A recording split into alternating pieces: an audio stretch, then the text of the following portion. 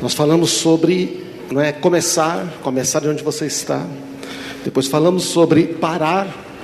Observe quando é momento de parar para a gente receber a direção divina. Tem hora que você tem que fazer uma pausa para ouvir a Deus. Tem hora que temos que permanecer firmes, não importa o que aconteça, porque Deus falou, então Ele vai fazer.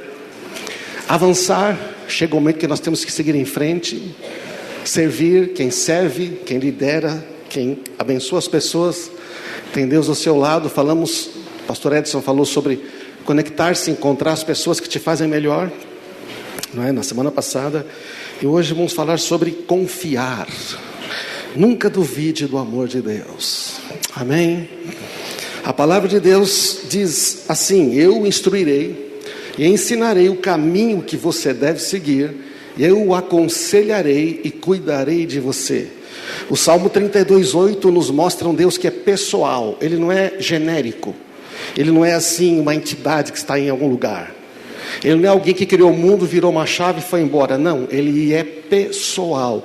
Deus é pessoal. Ele disse: eu vou instruir você, vou ensinar você o caminho, vou aconselhar, vou cuidar. Veja, são palavras que denotam um relacionamento pessoal, próximo. A questão é que muitas vezes a gente, quando está debaixo de uma pressão, de uma dor, e a vida tem pressão e dores, a gente pode duvidar de Deus. Você já duvidou de Deus? Frases do tipo: Senhor, por que isso está acontecendo? Ou isso só acontece comigo? Eu já falei essa besteira que só acontece comigo. Quem mais falou? Quem mais quer confessar? Ah, graças a Deus, tem mais uns. Até quando eu vou sofrer com isso? Até quando vou sofrer com isto? Isso só piora, essa situação só fica ruim. Onde está Deus? Onde está Deus? Uma vez eu estava orando assim, eu falei: nossa, tem que pedir perdão. Mas aí eu me lembrei que quando Eliseu pega o manto de Elias, Elias sobe ao céu, deixa ele cair o manto, ele pega o manto, bate no Jordão e diz: onde está o Deus de Elias? Só que ele não fala isto com dúvida. Ele fala isso querendo saber: a este Deus que eu confio em minha vida, Ele está comigo? Ele faz uma prova com convicção. O problema é que às vezes, quando nós falamos onde será que está Deus, nós achamos que Deus não se importa. Às vezes lá no fundo a gente pergunta assim: será que Deus realmente se importa comigo? Nós começamos a dizer: Deus, você está aí? O Senhor está aí? O Senhor está vendo o que está acontecendo? O Senhor está vendo a situação? Deus é bom, mas por que está acontecendo isso? Se Deus se importa, por que não muda? Será que Ele se envolve?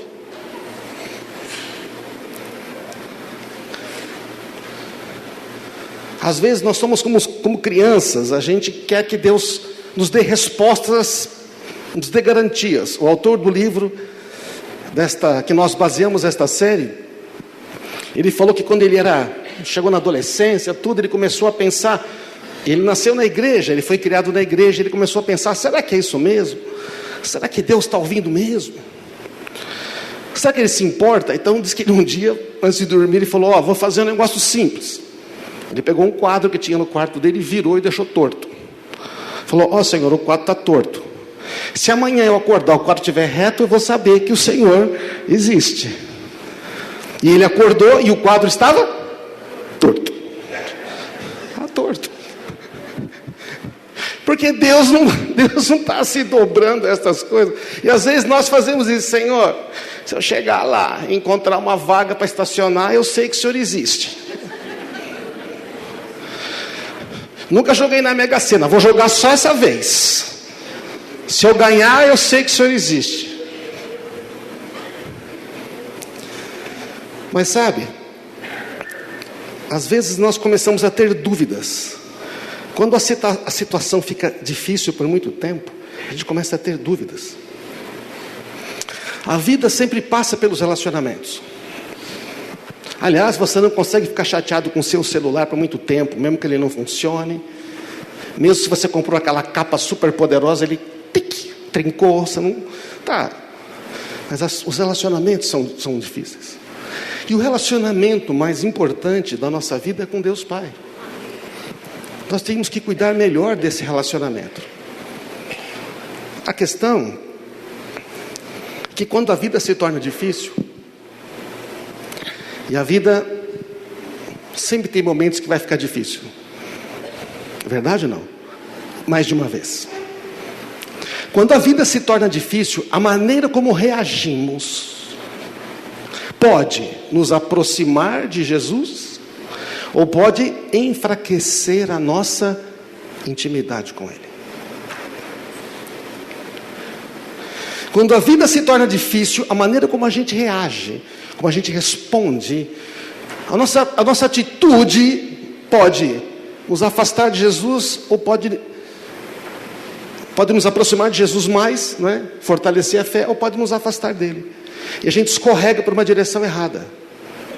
Se tem um momento na vida que nós precisamos de direção divina, é quando a vida se torna difícil. Também é um momento que fica difícil para a gente ouvir, mas é o momento que mais precisamos. Confiaremos em Deus que é bom, mesmo quando a vida não for boa. Porque quando está tudo a favor é fácil, não é verdade? Não? Quando tudo está dando certo, quando tudo, você ora já responde, é maravilhoso. E quando não é assim? Vamos continuar confiando em Deus? Uma vez eu vi uma pessoa falar, então, eu estou dando para Deus mais 3 semanas. Se não resolver uma coisa, eu vou embora. Eu falei, então eu lamento dizer que você vai embora.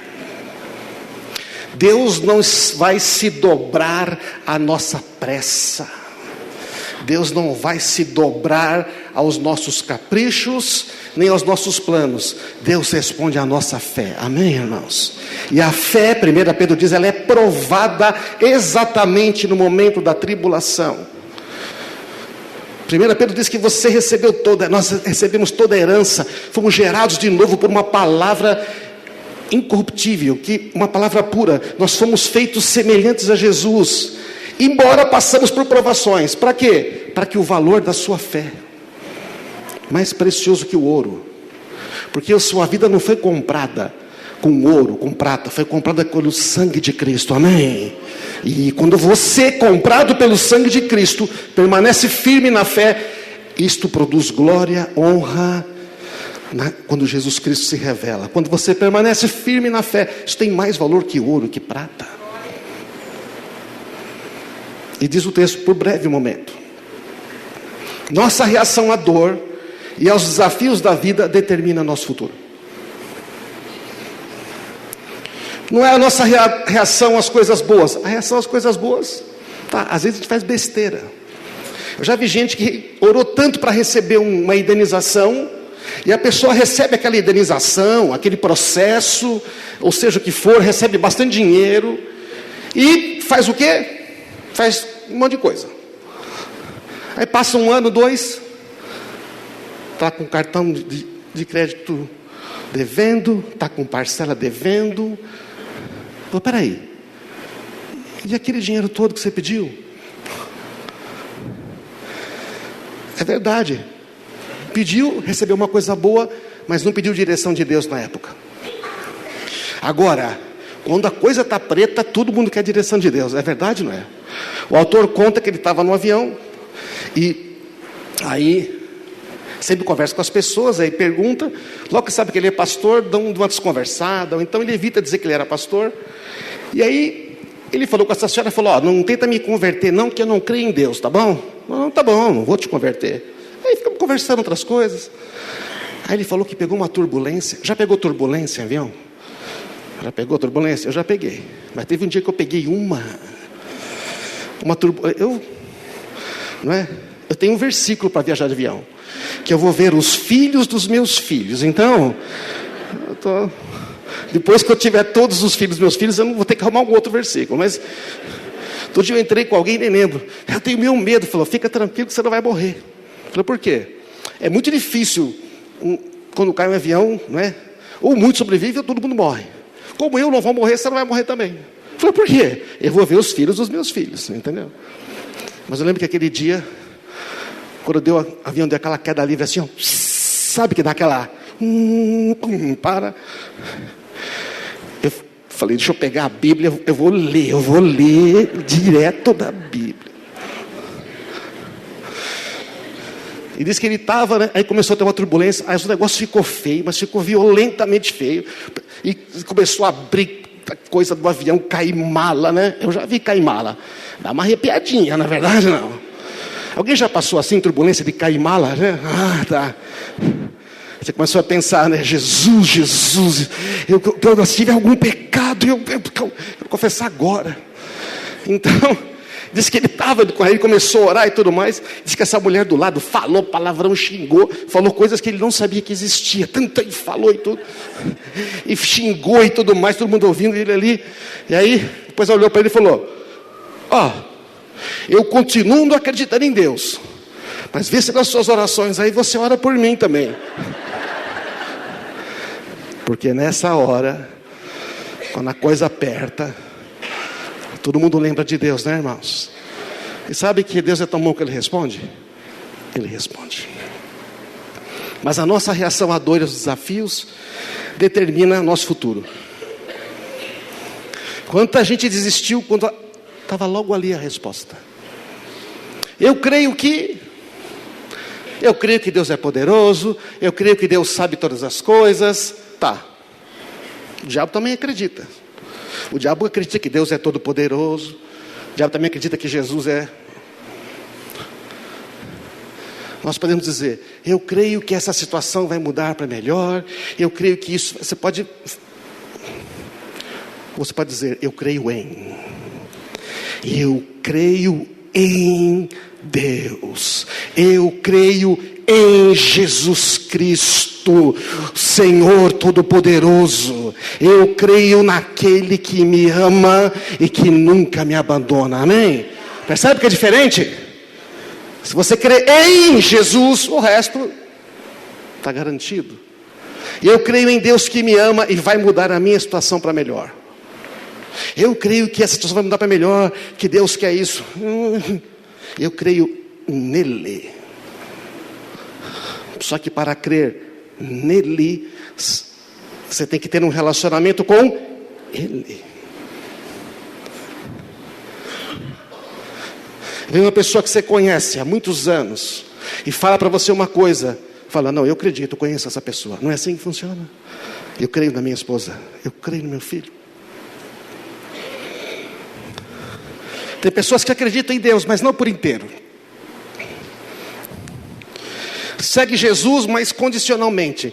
Eu sigo a Jesus, mas se alguma coisa fica apertado, já começa, não sei.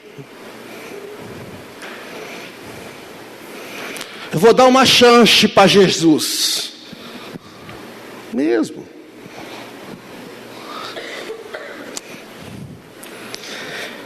Então, irmãos, quando nós precisamos de direção divina, em meio às lutas, nós temos que crer em. Vamos dar um exemplo na Bíblia que todo mundo conhece quando chega a tempestade. É o texto de Marcos 4,35. Jesus fala para os seus discípulos, vamos pegar o barco e vamos atravessar para o outro lado. De quem foi a ideia de pegar o barco? Jesus. O que ele falou para fazer? Atravessar o lago. Ao anoitecer, Jesus disse aos seus discípulos, vamos atravessar para o outro lado do mar da Galileia. Você sabe o que tinha do outro lado do mar? Do outro lado, ele ia encontrar em Marcos 5, um endemoniado gadareno. Aquele cara que estava tão endemoniado que tinha 2.000 demônios que vivia nos sepulcros. Jesus sabe que tem alguém lá. Ele vai lá para libertar. Só que eles têm que atravessar. Então, é isso que está acontecendo. Os discípulos não sabem, Jesus sabe. E com ele a bordo, com Jesus a bordo do barco, partiram e deixaram a multidão para trás, embora outros barcos o seguissem. Então eles foram na frente. Logo uma forte tempestade se levantou. Sabe o que significa? esse logo uma forte tempestade, é que parece que estava tudo limpo, estava tudo, sabe aquele negócio bonitinho, calmo, vendo os peixinhos, os golfinhos pulando. De repente, aquela tempestade. Uma tempestade muito forte se levantou. As ondas arrebentavam sobre o barco, que começou a encher-se de água. Então você imagina essa situação, e Jesus dormia na parte de trás do barco com a cabeça numa almofada. Os discípulos o acordaram clamando: Mestre, vamos morrer. O Senhor não se importa. Deus, a minha vida está indo para o buraco. O Senhor não se importa. Deus, faz meses que eu não consigo um trabalho. O Senhor não se importa. Deus, esse negócio que vai e volta no médico. O Senhor não se importa.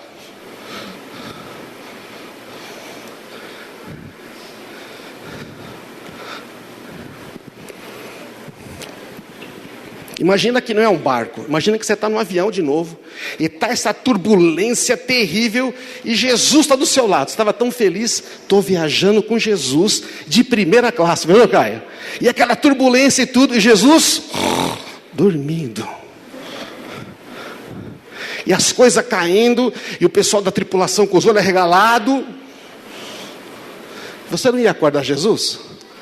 Ou não? Quantos iam acordar Jesus no avião? Você ia acordar? Ah, graças a Deus.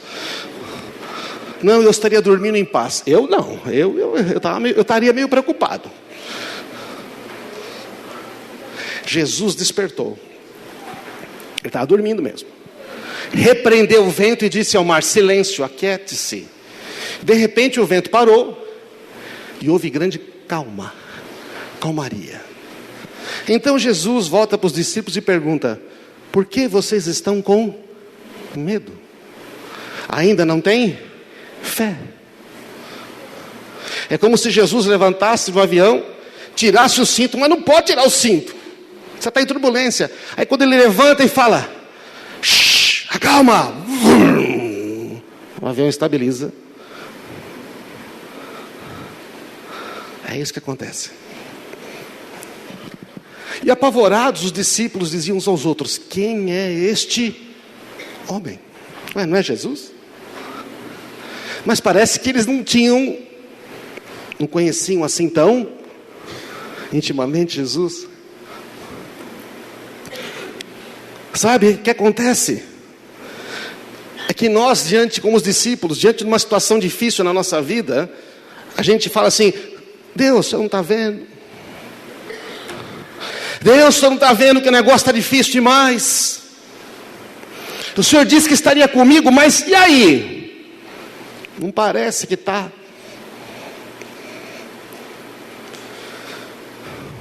Sabe o que é o melhor disso? Jesus não fica bravo com você.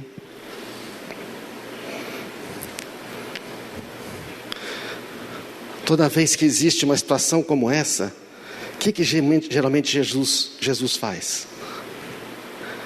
O que ele faz? Começa a te dar uma lição?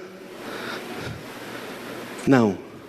Toda vez que acontece uma situação como essa, que mesmo na dúvida você chama por ele, ele se levanta e faz um milagre, amém? Ele faz um milagre. Ele responde. Mesmo que a gente estivesse duvidando, ele responde. O senhor não se importa? Estou tentando confiar no Senhor. Estou dedicando minha vida e agora as coisas parece que não tem saída. Estou de novo sem trabalho. O senhor não se importa que eu estou sofrendo? O senhor não se importa que eu não consigo me casar? O senhor não se importa que eu não consigo...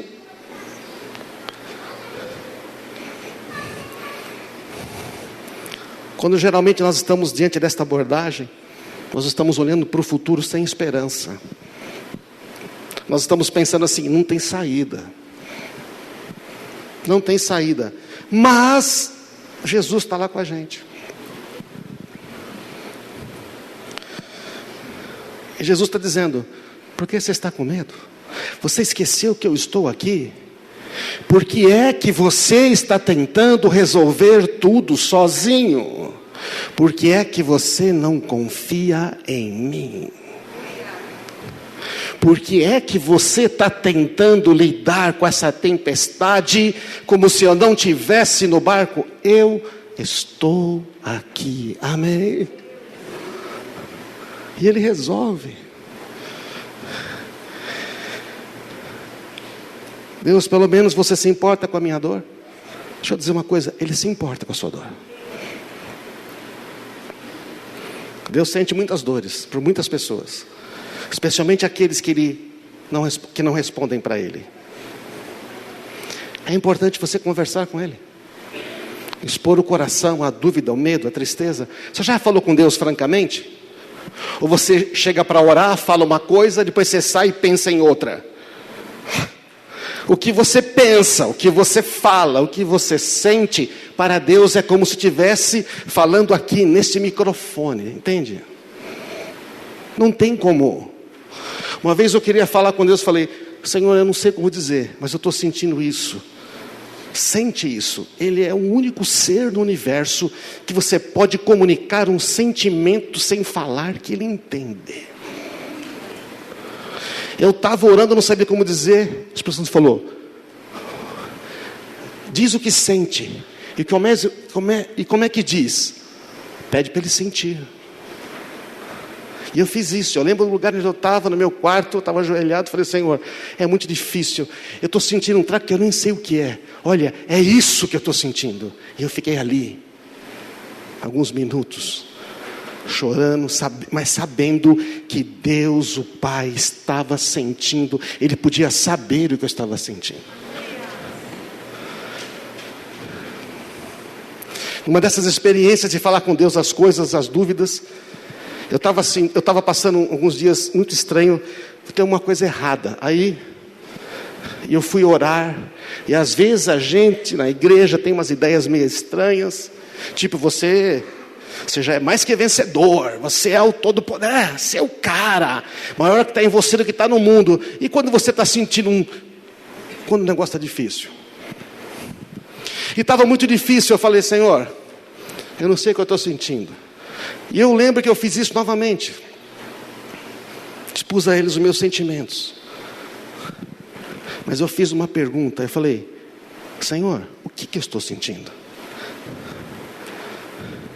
Fala para mim, qual é o sentimento que nem eu mesmo consigo entender no meu coração? Você já fez isso? Bom, eu fiz. Talvez você consiga saber tudo que você sente, eu não consigo. Eu lembro que eu falei: Senhor, eu não sei nem o que eu estou sentindo. É raiva, é indignação, é medo, o que é? O que é isto? É tristeza?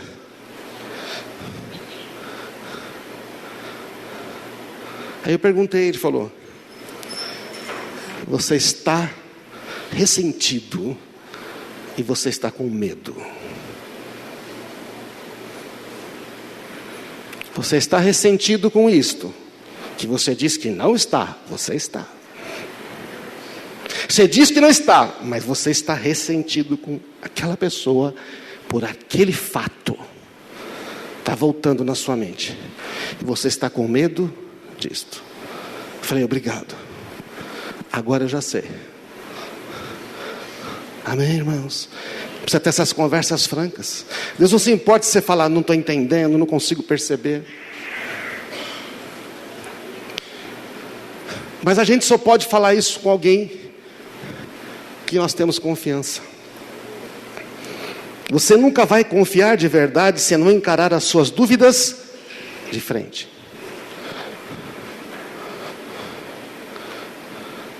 O motivo pelo qual eu posso expressar uma dúvida com alguém é porque eu quero a confiança dessa pessoa. A minha esposa expressa uma dúvida em relação a mim, algo que eu fiz ou que eu falei. Eu posso ficar muito bravo, dizendo: quem você pensa que eu sou, mulher? Ou eu posso simplesmente dar segurança para ela e sanar a dúvida dela. Amém? É o que Deus faz conosco. Você expressa uma dúvida para Deus o Pai, Ele te dá segurança e paz. Amém, irmãos? Quando você traz dúvidas a Deus, Ele te responde com segurança e paz. O que fazer então quando a tempestade chegar? Duas coisas. Primeira coisa, a presença de Jesus sempre está com você. Não importa o quão solitário você se sinta. Ele está sempre com você. Você pode estar se sentindo solitário, mas Ele está lá com você. Amém. Existe uma mentira evangélica muito comum. Se você está com Jesus, só vitória, é só vento a favor e não tem tempestade. Já ouviu falar isso, né? Pois é, não está na Bíblia, tá, irmãos? Não está. Nós acabamos de ler tempestade agora. A presença dele está com você, não importa que você se sinta solitário. Se Jesus está no barco, o barco pode sacudir, mas não vai afundar. Amém? Se Jesus está no barco, ele pode sacudir, mas não afunda.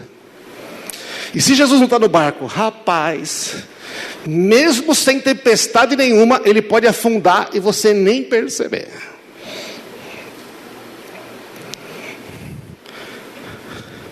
Não é que não vai ter tempestade, não é que não vai ter problema.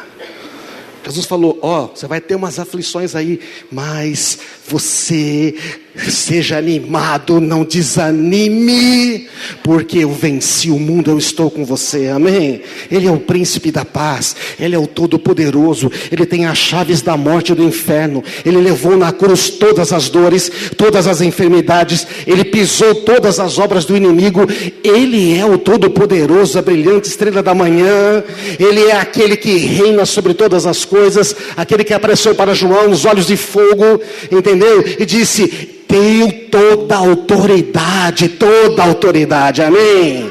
É esta pessoa que está conosco. Este é o maior que está em nós. Não é que nós somos maiores, Ele é maior. E as pessoas vão dizer, nossa, você está conseguindo essa paz de onde?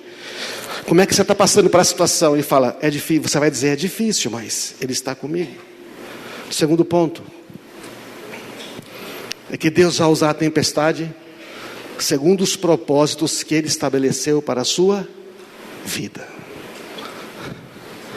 Primeiro que na tempestade Ele está com você. Segundo, essa tempestade Ele vai aproveitar para os propósitos que Ele tem para você. Amém, irmãos? Bom, Deus cria as tempestades? Não sei. É o diabo que cria tempestade? Cria muitas tempestades. Mas vou dizer uma coisa, não importa a origem da tempestade, quando houver uma tempestade na sua vida, Deus vai usar isto de acordo com os propósitos que Ele tem para você. Eles estavam indo lá para libertar uma pessoa lá, os discípulos não sabiam, mas quem é que pediu para eles entrarem no barco? Não foi Jesus? Foi. Então sabe, às vezes Deus dá uma direção para a nossa vida, a gente obedece e de repente vem tempestade. Jesus, o Senhor me deu uma direção, estou seguindo e agora é raio, trovão, parece que o barco vai afundar. O que você faz? Continua confiando nele. Ele está no barco aí, amém? Não precisa fingir que está tudo bem. Eu não estou com medo, eu não estou com medo, lá. Vou morrer, não adianta. É melhor falar, Senhor. Ele vai usar tudo segundo os propósitos. Jesus planejou essa viagem. Jesus sabia que teria uma tempestade. Deus sabe do futuro. Nós é que não sabemos. Ele está sempre conosco. Olha só, os discípulos não vivenciaram a tempestade por estarem fora da vontade de Deus. Os discípulos vivenciaram a tempestade porque estavam dentro da vontade de Deus. Amém? Você percebe? Eles estavam enfrentando lutas porque eles estavam querendo fazer o que Jesus pediu. Vão atravessar para o outro lado. Então não espere que não vai ter tempestade quando você estiver obedecendo a Deus. Beleza? Mas Ele está no barco. O que estava acontecendo é porque eles estavam querendo obedecer a Jesus. Não foi um acidente, não foi uma coisa estranha. Às vezes na tempestade a gente fica querendo muita explicação. Por que teve tempestade? Se eu não tivesse vindo aqui não tinha tempestade. Se eu soubesse que ia ter tempestade eu não tinha ido. Gente, a tempestade está aí. Jesus sabia. Ele vai nos livrar dela. Amém. Ele vai nos livrar dela. Tudo bem ser fraco. A banda pode subir aqui. Às vezes nós achamos que temos que ser forte em todas as coisas. Eu lembro que quando comecei a minha vida cristã, tinha uns caras, nossa, mano, eu falava, nunca vou ser um cristão assim. Esses caras é tudo forte, só tem palavra de Deus, é tudo mais. Bom, alguns desses caras que eu achava tão interessante, nem cristão mais são. E eu estou aqui.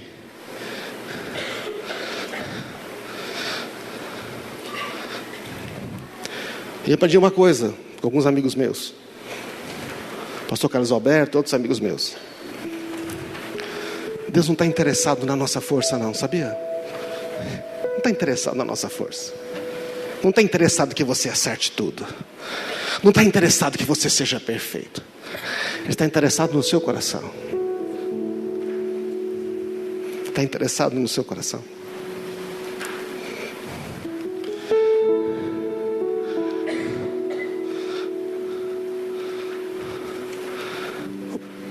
O apóstolo Paulo, se tem alguém que é forte na fé, esse é o apóstolo Paulo, né, gente? Ele falou assim, tinha um problema que Deus não resolveu, estava passando uma aflição. E Deus respondeu, minha graça é tudo o que você precisa. Minha graça te basta. Meu poder opera melhor na fraqueza. Portanto, agora eu fico feliz, diz Paulo, de me orgulhar das minhas fraquezas, para que o poder de Deus opere por meu intermédio. Por isso aceito com prazer fraquezas, insultos, privações, perseguições e aflições que sofro por Cristo. Ele não está sofrendo aflições porque ele abandonou a Cristo, está vendo no pecado, não. Pois quando sou fraco, sou forte. Quando eu não sei o que fazer, quando eu não sei para onde ir, quando já acabou minhas forças, quando eu já fiz tudo que estava ao meu alcance, quando eu me sinto incapaz, quando eu me sinto impotente,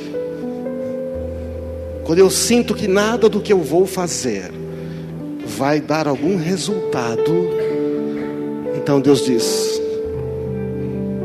tudo bem, minha graça basta para você nesse momento.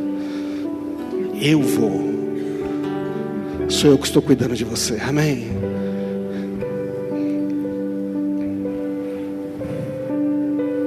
Se você sabe que Jesus está sempre com você e que Ele usa tudo para o seu bem,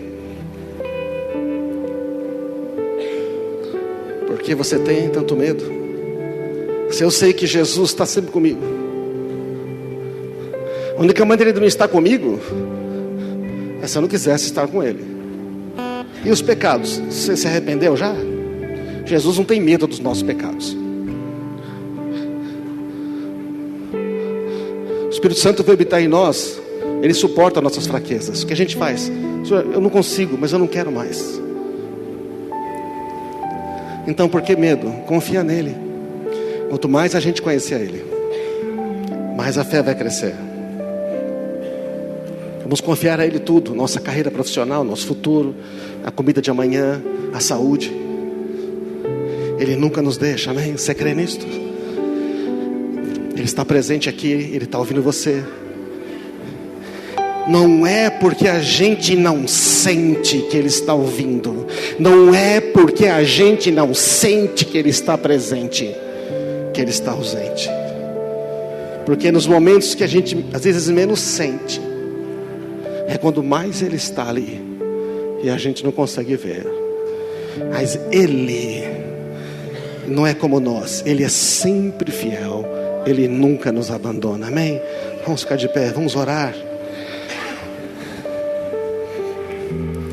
Coloca a mão no seu coração e começa a confessar: eu sei que Tu estás comigo.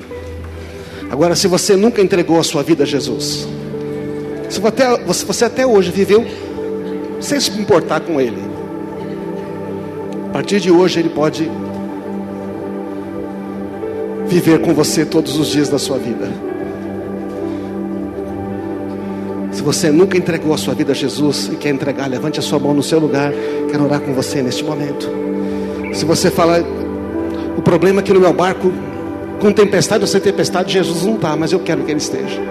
Levante a sua mão bem alto. Aí onde você está mesmo, você vai orar e vai dizer: Senhor, a partir de hoje eu quero o Senhor sempre no barco da minha vida. Diga assim: Senhor, eu me arrependo viver sem Ti até hoje. Não quero mais ficar sozinho no barco da minha vida. Eu entrego a minha vida a Ti. Entra no meu coração, coloca tudo em ordem. Vai dizendo isso conforme eu estou falando. Diga: entra no meu coração, Senhor, coloca tudo em ordem. Eu entrego a minha vida a Ti. Eu reconheço que eu preciso de Ti. Eu reconheço que lá na cruz os meus pecados foram perdoados. Eu morri juntamente contigo e ressuscitei para uma nova vida. Quando o Senhor ressuscitou, eu ganhei uma nova vida. Hoje eu peço, escreve meu nome no Teu livro. Quero viver contigo para sempre. Amém. Pai, sobre essas pessoas que fizeram esta oração tão simples, a partir de hoje o Senhor está presente no barco das suas vidas. Mesmo quando houver tempestades, não vai afundar. Pode balançar, mas não vai afundar. É o Senhor que dirige, os teus propósitos vão se cumprir. No nome de Jesus. Amém. Muito bom.